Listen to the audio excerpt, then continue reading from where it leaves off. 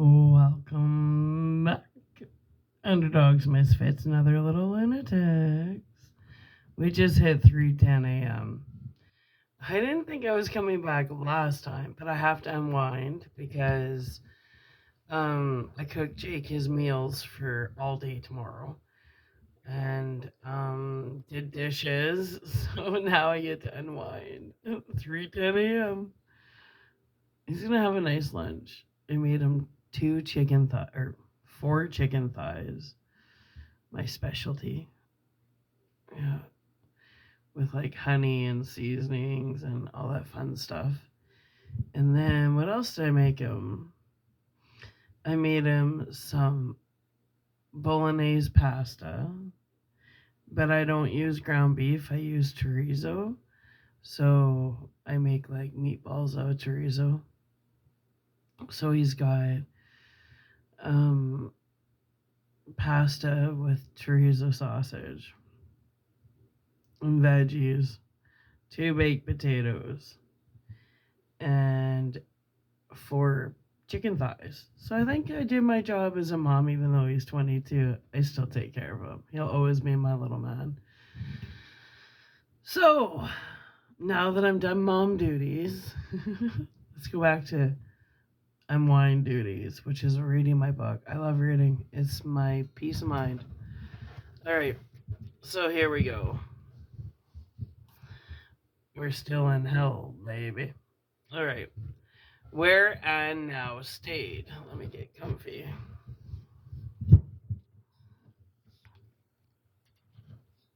Was that better? I think so. Okay.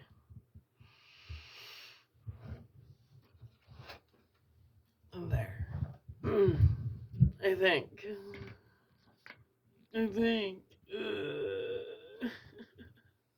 Okay. Better. Where Anne now stayed. We walked across the wide gray plain, sandals scuffing at the hard soil. There's no one place called hell. Albert was telling me, what men have called hell is a vacuum in which undeveloped souls find themselves after death. Ooh. A level of existence which they cannot rise above because they are unable to think abstractly but can only dwell on temporal matters. Why did we have to go there then? I asked. Surely, Anne, I can only say, Chris, that the signals, if you will, led through there, Albert said. And thank God, out of there. Are we still following them? I asked anxiously. He nodded. I believe we're getting close now. I looked in all directions, seeing nothing but the lifeless plain. How can we be? I asked.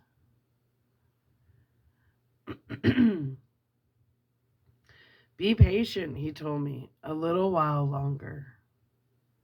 We walked in silence for a while. Then, thinking of him, I said, that man who tricked me. A tragic figure, Albert said. He spent the greater part of his life inflicting physical and mental torture on others. His crimes turned back on him, have kept him prisoner in that place for centuries. The pity is that, in spite of the fact that the memory of each unspeakable act he ever committed is printed,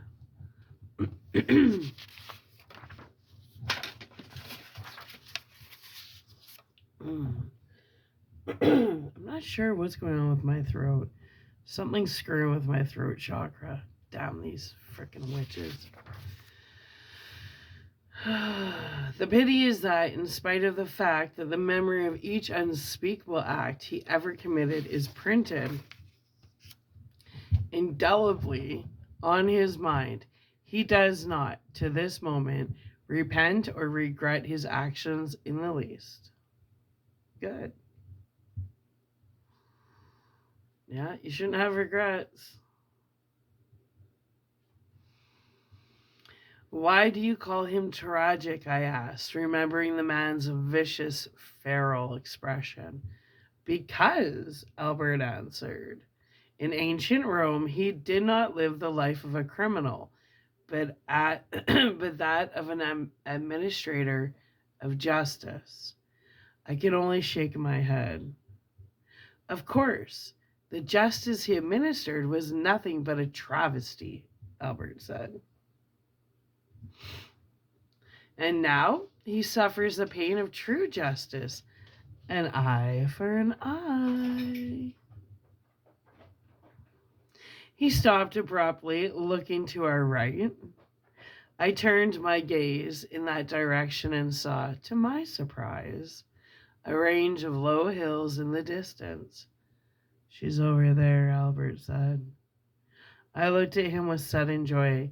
His expression did not encourage joy. Don't feel happiness, he said. It isn't cause for celebration. Now the hardest part begins. Strange that, after all I had experienced in the crater, I should feel a greater sense of foreboding at the sight before me, even though it should have been a reassuring, familiar one, the hill which led to our home. I looked at Albert in disturbed confusion. Why have we gone so far afield if she never left home? She's here, I asked. Here, he replied. In our home, I said. But even as I spoke, I knew why he had turned my question back on me. This was not our home I'd known, even though from where I stood, it looked virtually identical. What is it then? I asked. You'll see if you go up there, he answered. If? I looked at him, astounded.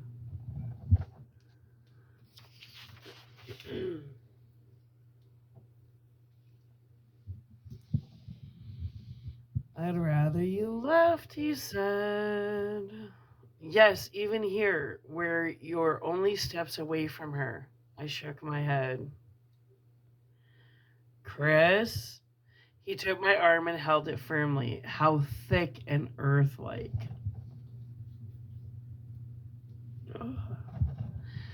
I suppose the word would be, my flesh now felt. What happened to you in the crater only happened in your mind. And only your mind suffered. What happens here could affect your soul. I knew he spoke the truth. Still, I shook my head again. I have to see her, Albert, I told him. He smiled, but it was no more than a sad, accepting smile. Remember then, he said. Resist at all times the despair you'll feel. Your astral body must intrude itself even more so, and can see and hear you. In doing so, it makes you vulnerable to everything to which she's vulnerable. You understand that? Yes, I nodded. If you feel yourself being, how shall I put it, drawn in, Albert said, oppose it with all your strength. I'll try to help you, but... I broke in. Help me? Do what I can to assist you while... My expression must have stopped him. He looked at me in alarm. Chris, no, he said. You mustn't. Yes. I looked up at the house, the roof of which was just visible on the hilltop. I don't know what's up there or what's going to happen, but I have to help her by myself. I feel it. I said, not letting him speak. He gazed at me in deep distress. I feel it, he repeated. I can't explain it, but I know it's so. He stared at me in silence for a long while, obviously wondering whether he should try to argue with me. Finally, without a word, he stepped forward and embraced me slowly. He held me for a long while, then stepped back, hands still on my shoulders, and managed a smile.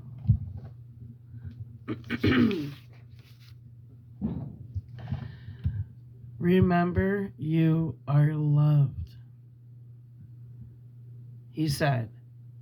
There is a home for you and people who care. He let his hands drop from my shoulders. Don't let us lose you, he said. I had no reply. There was no way of my knowing what I would face on the hill.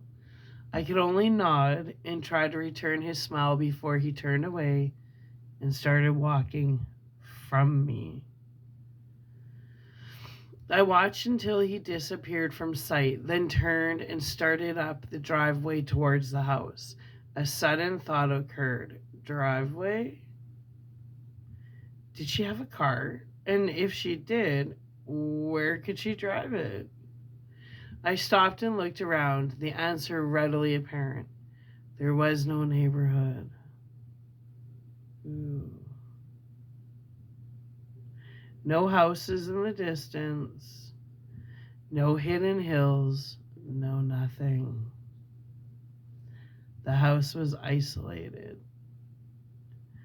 I listened to my footsteps on the driveway as I started up again.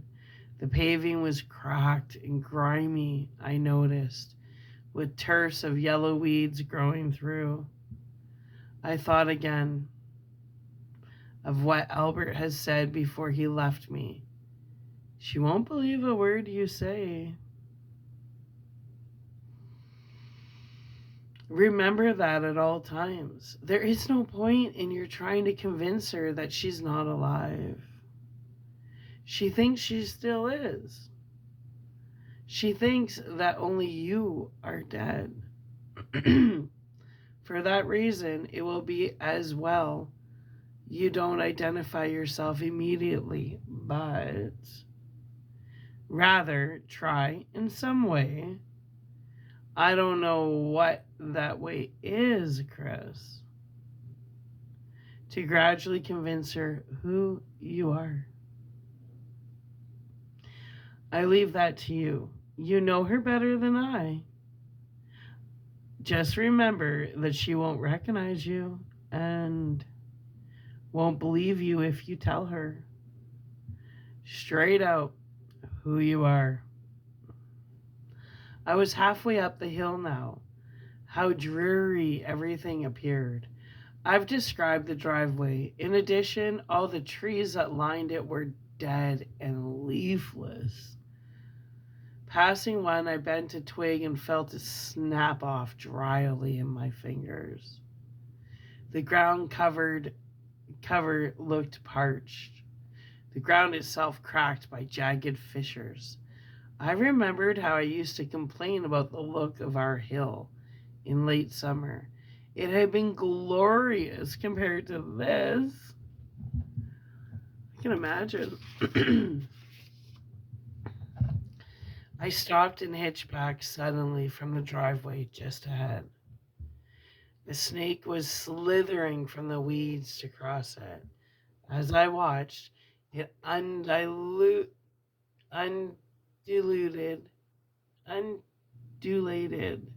slowly across the cracked paving. I tried to see its head, to make out if it was triangular. When I couldn't, I looked at its tail to see if there was a rattle. We'd had rattlesnakes occasionally. Once a 4-footer had been living underneath a cardboard box behind the garbage. I didn't move until the snake had disappeared into the brown grass to the right of the driveway. Then I started up again, wondering what would have happened if I had extended my hand to the snake.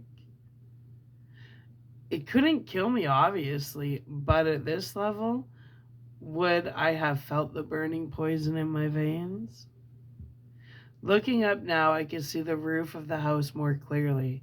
It appeared shadowy and blurred, and I realized that I was going to have to lower my vibration again to reach this level. It happened of its own accord once more, a feeling like the ones I'd had before, that sensation of congealing. My walk became a trudge. A transparent film crossed my eyes, and the light grew even dimmer. What little color there was grew duller yet. Through a somberest haze, I saw the house completely solid now. It looked so depressing, I thought. I caught myself already. I thought. What Albert had warned of me, a sense of despair. It was easy enough to feel, God knew, my body laden.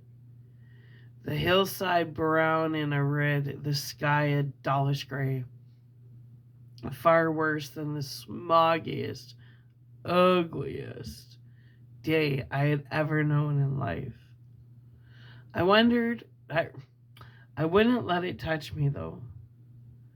I'd be with her in moments, and no matter what it entailed or how long it took, I'd do something to help her.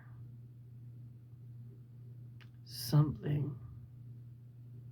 I reached the top of the hill and turned right toward the house where Anne now stayed.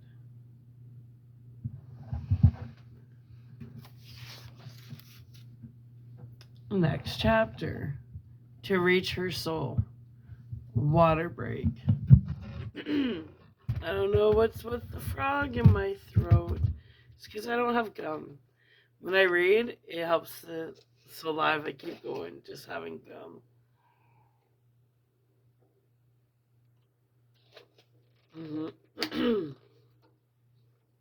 But my gum's in the other room. Oh well.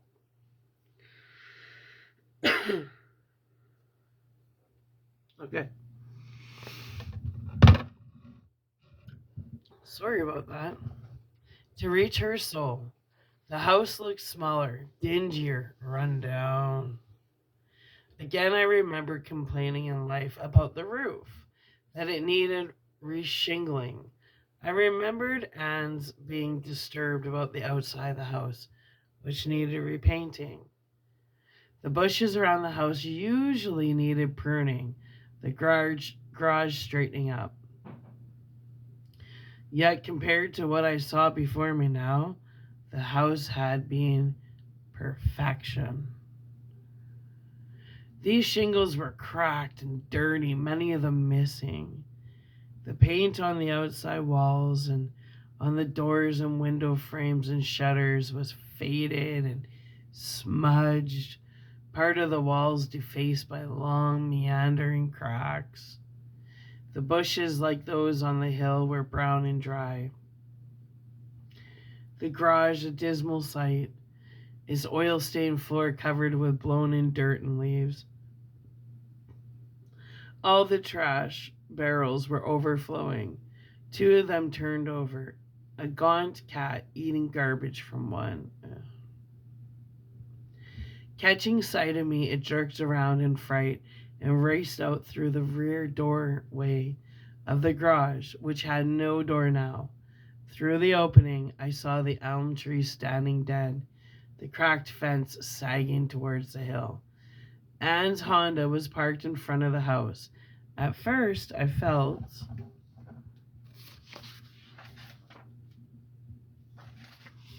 surprised to see only her car and looked around for the others, especially the camper. It came to me then that this was her particular limbo and could only possess what she expected to see in it. I walked to her car and examined it. The sight made me queasy. She'd always been so proud of it, kept it so immaculate. Now it looked old, its chrome pitted with rust, its paint faded, windows streaked with dirt, one side dented, one tire flat. Is this what everything is like here? I wondered. I tried not to think about it, but turned towards the front doors. They looked old too, stained, their knobs corroded. The glass cover on the porch light was broken, shards of glass laying across the porch. A section of the slate floor was missing, the rest chipped and dirty. Again, that sense of bleak depression. I fought it off, and I haven't even gone inside. I thought, the idea chilling me. Bracing myself, I knocked on the left door. It felt grotesque to knock on the door of my own home. Well, it looked like my home alibi, a distorted form of it, but I knew how abrupt appearances alarmed Anne. Often, coming home at an unexpected time, I'd walk into her bedroom, meeting her as she emerged from the dressing room. She'd gasp in shock and literally recoil, saying, "Oh, I didn't hear you come in." So I knocked. It was better than frightening her. No one answered. I stood on the porch for what seemed to be a very long time. Then, giving up, I turned the knob and started to open the door. Its bottom scraped on the floor as I pushed it. The hinges must be loose, I thought. I stepped inside. The slate floor in the hallway looked as bad as the one on the porch. I shuddered as I closed the door. It actually felt colder in the house than it had outside, a clammy chill hovering in the air. I clenched my teeth and walked into the living room. No matter what I saw, I vowed I wouldn't let it dissuade me from my reason for being there.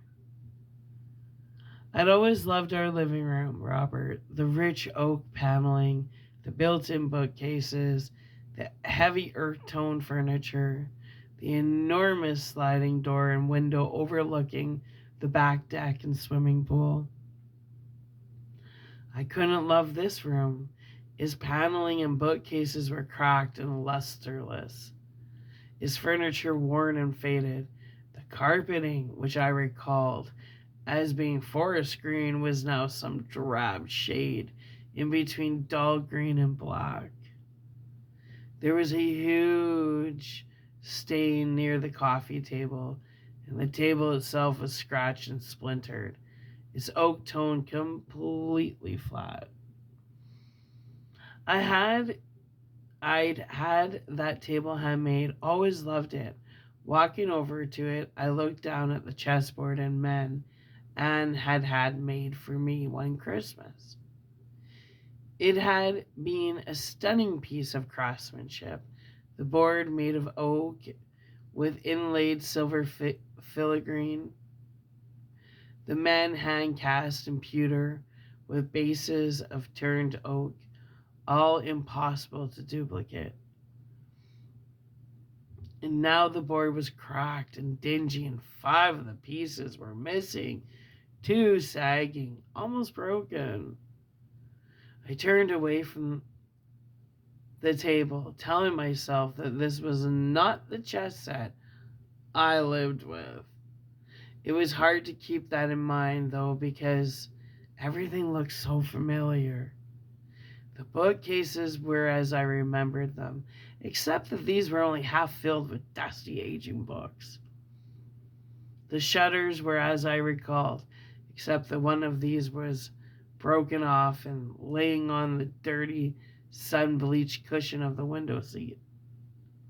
I gazed out towards the deck and saw the fruitless mulberry tree. No, this wasn't the same one. This one was dying.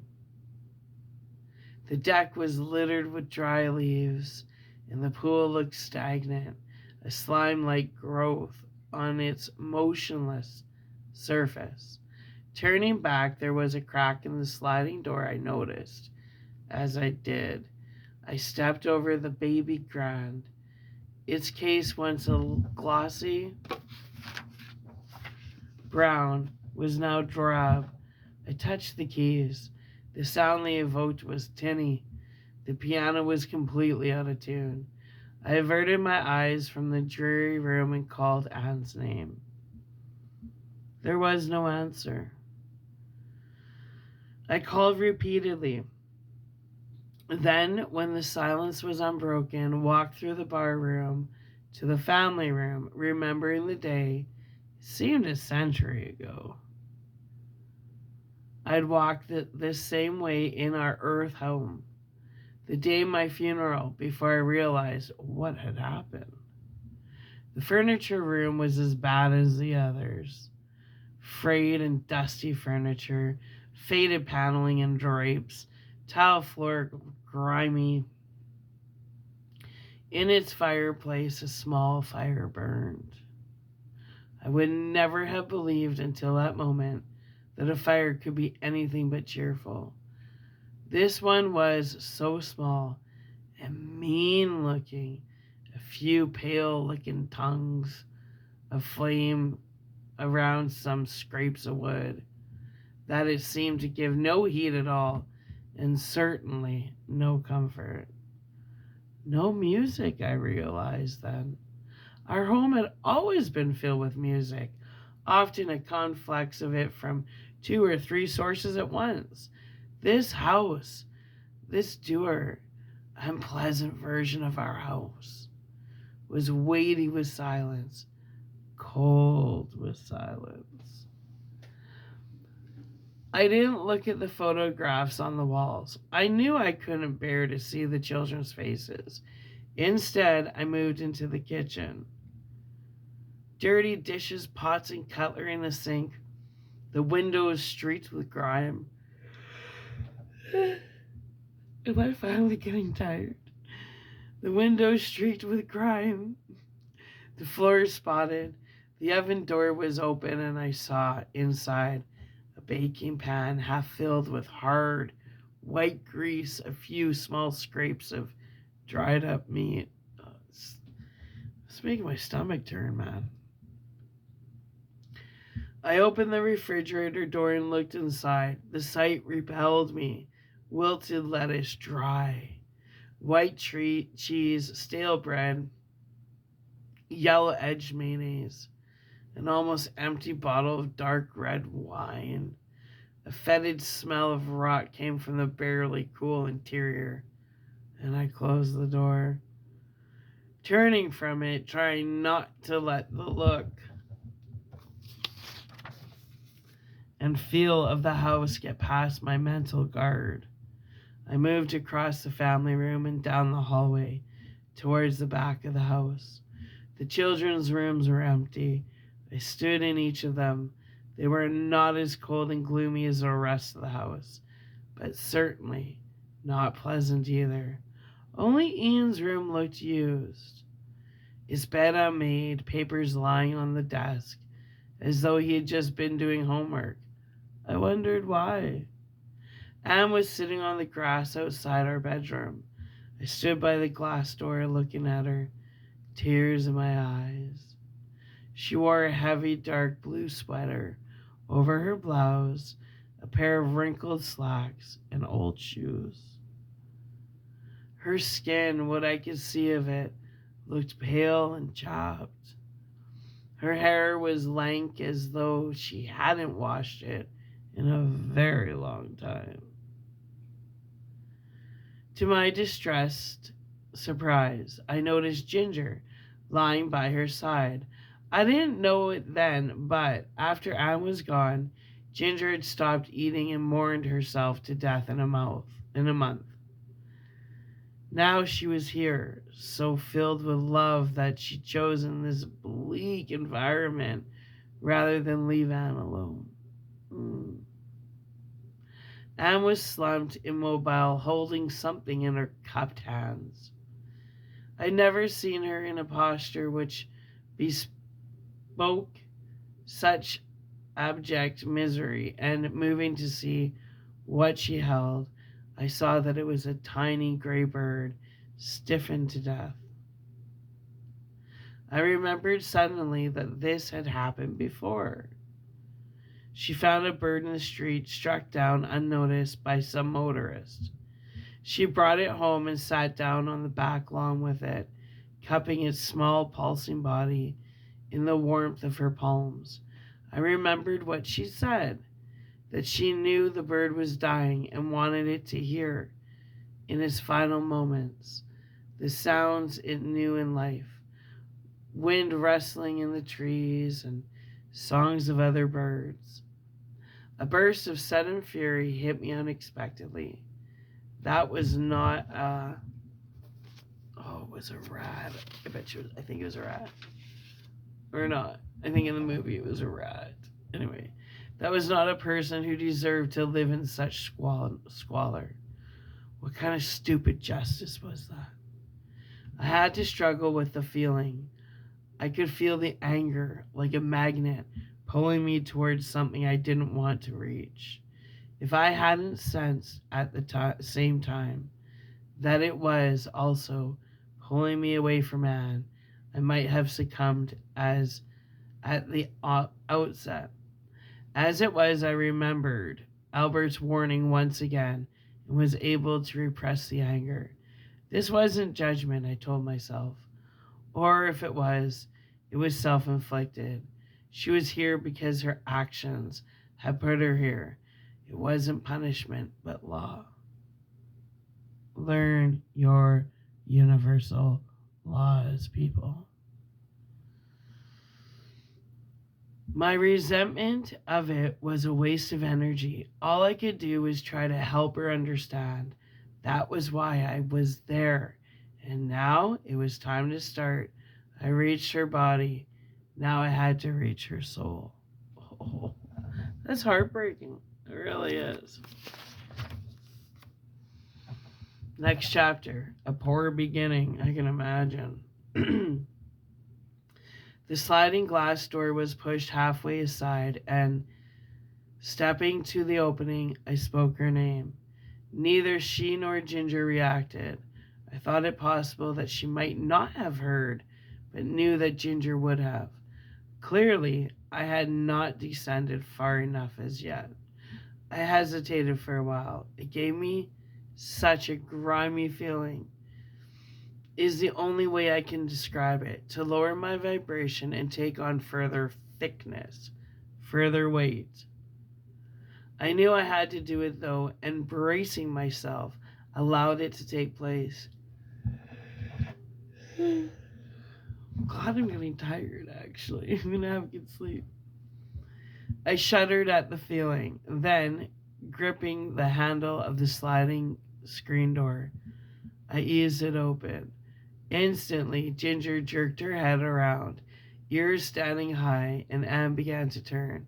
Seeing me, Ginger lurched to her feet with a growl and scrabbled around to face me. Ginger, don't, I started. Ginger! The sound of Anne's voice almost made me cry. I stared at her as Ginger faltered back, glancing around.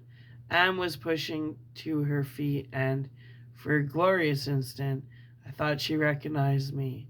With a beginning sound of joy, I moved towards her. Who are you? She demanded. I froze in mid-step. Her tone had been so cold. I felt an icy clamp snap shut on my heart. I stared at her, dismayed by her hard, suspicious voice. Ginger still growled, hair raised on her back, obviously. She didn't know me either. She'll attack if you come any closer, Anne warned. I sensed that she was more frightened than threatening. But again, the hardness of her tone cowed me. would be so disheartening, eh? Wow, I just got shivers. Oh, I got shivers. I had no idea whatever had to proceed. I recognized her, of course. She returned my look and found me totally alien. Was it possible, I wondered, that there was still a vibratory distance separating us? I was afraid to find out. Did she see me clearly, I wondered? Or was I blurred to her as Albert had been to me the first time I'd seen him after I died? I cannot say how long we would have stood there mutely if I hadn't spoken. We were all like statues, she and Ginger staring at me, Ginger silent now but still standing taut, ready to defend Anne if she had to. I felt a rush of affection for her. To love Anne so that she accepted this in place of Summerland. What more can be said in praise of her devotion? My mind seemed like the works of some old clock, its wheels revolving inchingly. There had to be something I could say, I thought, some way to begin, but what? I have no idea how long it took for the initial concept to form in my mind. As I've indicated, Robert, time in afterlife is not the same, and even though this place was closer to Earth than to Summerland, its time scale was in no way similar to the clock and calendar continuum Anne and I had known in life. What I mean is that the period of time we spent in gazing at each other may have taken many minutes or a second or two. I believe the former, however. I've just moved into the neighborhood, I finally said. My voice seemed to sound on its own. I didn't know what I was getting at, or if I did, the knowledge was deeply buried in my mind. At any rate, the words came out unbidden, a start, however small.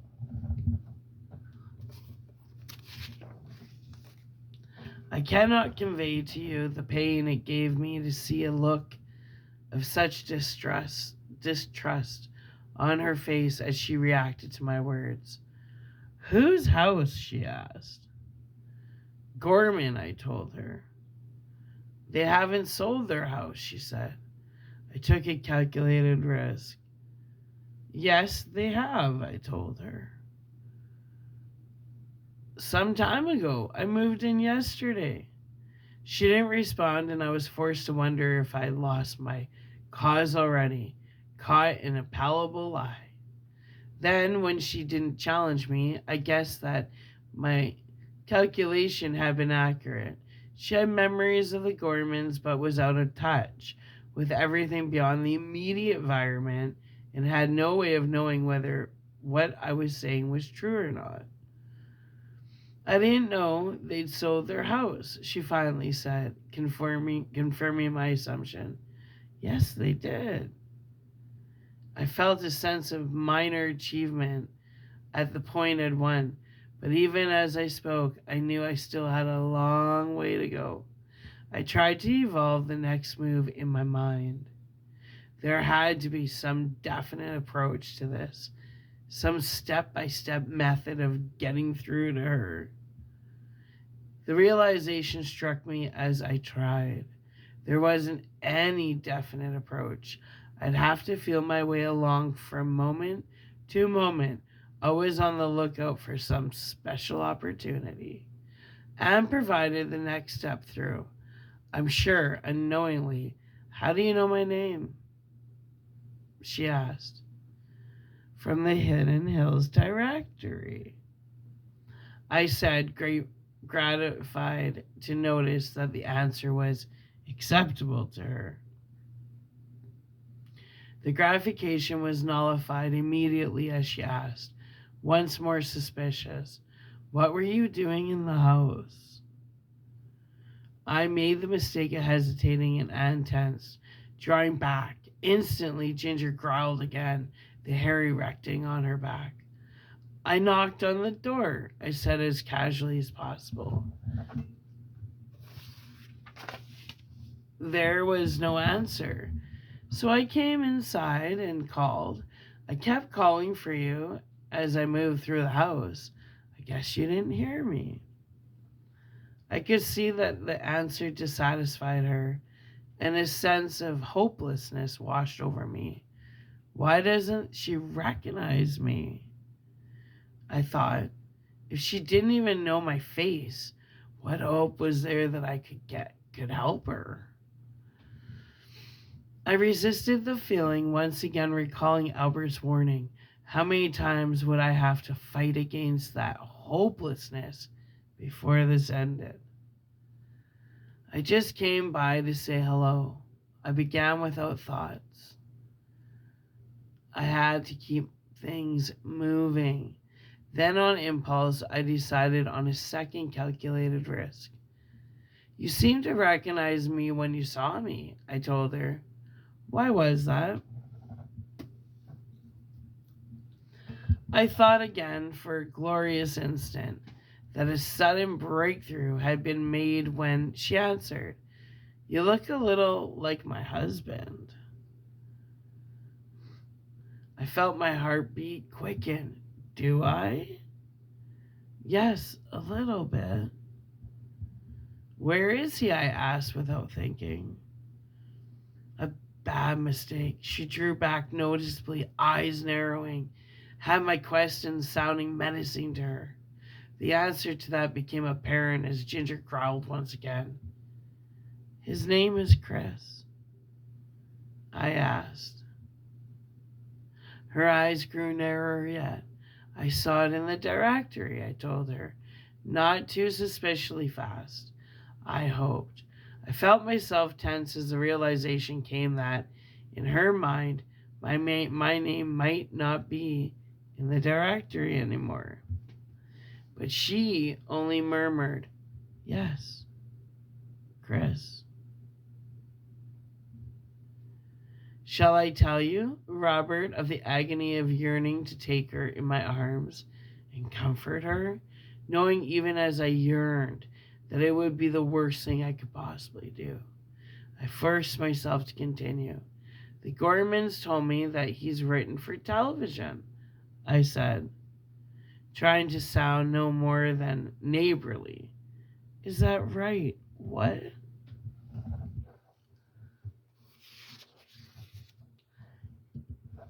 He's dead. She cut me off, her voice so bitter that it chilled me. I knew then, with complete and overwhelming impact, what a task I faced. How could I hope that Anne would even recognize my face and voice, much less my identity? To her, I was dead, and she hadn't believed the dead survived. How did he die? I asked. I didn't know why I spoke. I had no plan. I simply had to labor on, hoping that something useful would occur. She didn't answer at first. I thought she wasn't going to speak at all. Then finally she said, He had an auto accident. I'm sorry, I told her, thinking with the words that an air of quiet symphony might be the best approach. When did it happen? An odd, somewhat disturbing surprise. She didn't seem to know. Confusion flickered on her face. A while ago.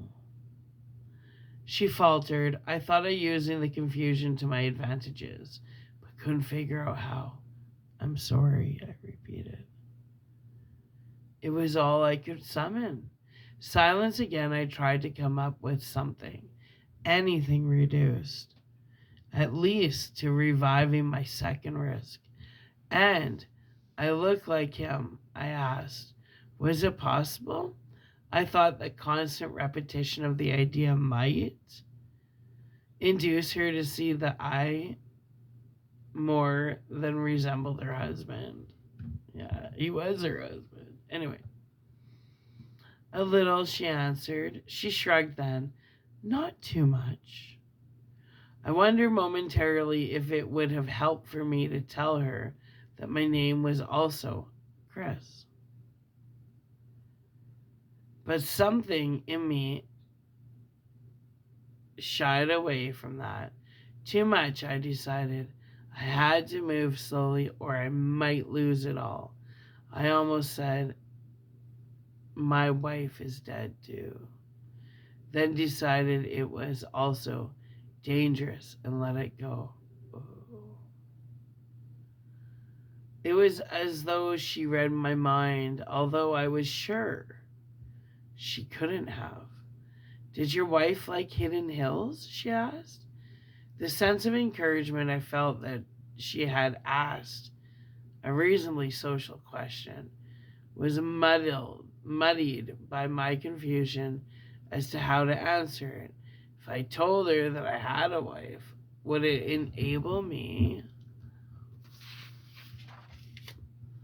eventually to lead her thinking towards herself, or would it place an irreparable barrier between us for her to think that there was some other woman in my life?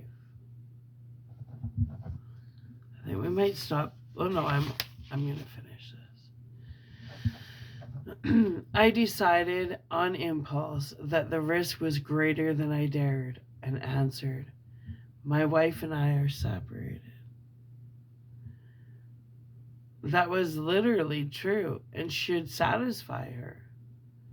I hoped that she'd ask me if we were planning on a divorce, in which I could answer that the separation was on a different nature, thus opening up another area of thought.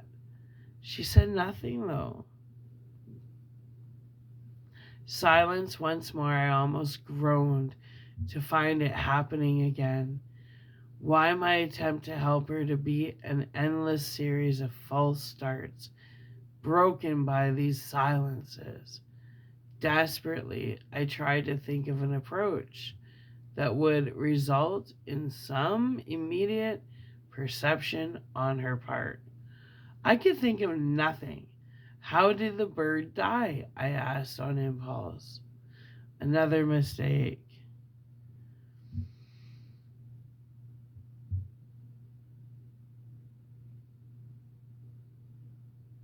Where was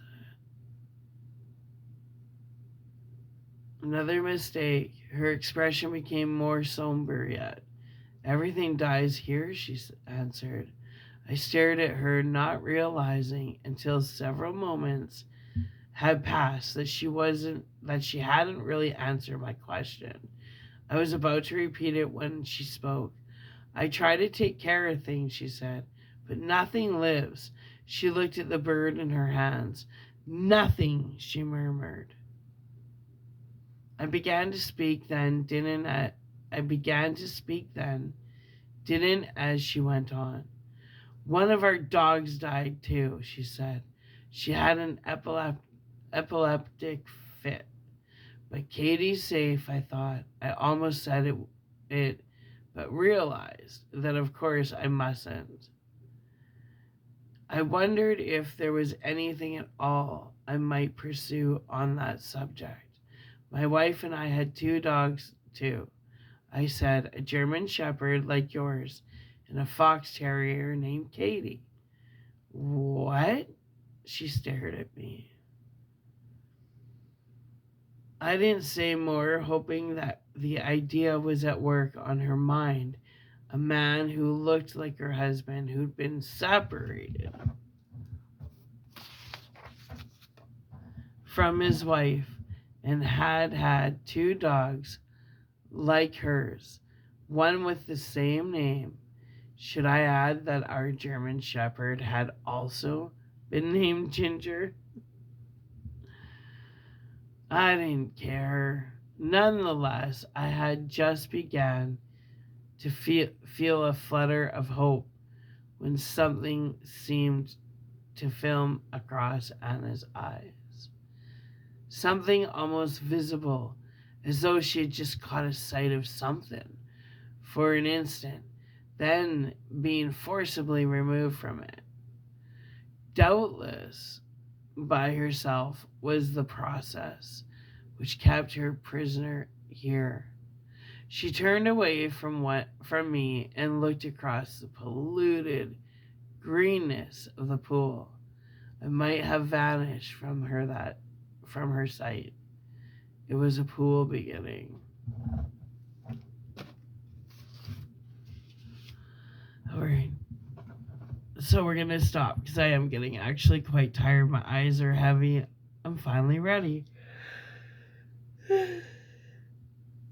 You know, I used to smoke pot to fall asleep all the time. And I find reading a book with water tires me out way better. So, just saying. If you're using weed to sleep, try reading a book. Because we don't even buy it. Like, once in a while, a treat. Not like it used to be. Anyway, when we come back, the next chapter we'll be covering once I have my sleep and wake up. So, like 8 hours from now. The Sheltering of Melancholy. Yeah. What page are we on? Oh, we're covering some ground here. We have like 60 more pages or something like that. Anyway. Underdogs, misfits, and other little lunatics. If you're sleeping, sweet dreams, I love you. And I'm going to say sweet dreams to myself because I need sleep. And it's past 4 a.m. And it's been a long day. So, I hope you have a wonderful grand rising world. And I love you. Bye.